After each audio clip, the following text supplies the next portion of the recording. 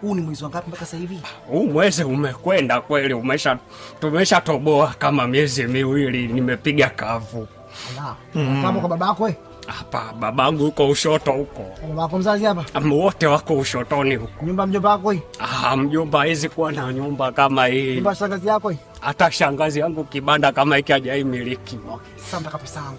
Anakuja kila siku hapa nakutafuta, siku ni sabati ndio nimekuta mwenyewe wafanya usafi. Kwanza waamka muda utakao. Sheria za nyumba hufuati. Nishakwambia hata ukiingia msalani wapiga miruzi chooni. Nishakukataza mambo hayo. Usikiliza. Sisi baadhi za stoke. La kwanza. La pili, tabia kuja ndani humu muda utakao wewe, hii nyumba yangu si nyumba yako. Ukimwona mke wangu apika, waenda kuchukua chakula kwa mke wangu.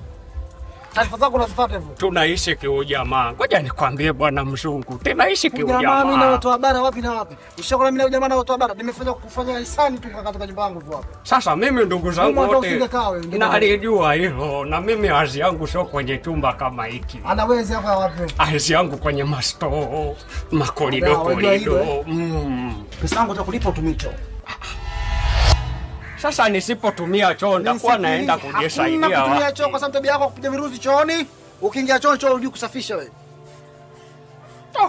Sasa bwana mzungu hapo.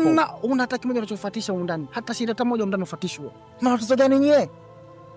Sisi hatuna matatizo, mbona tuko vizuri. Choo nafunga, hakuna kuingia mkoto zako chooni kwangu. Sasa ukifunga choo mimi na umeme nitakukatia.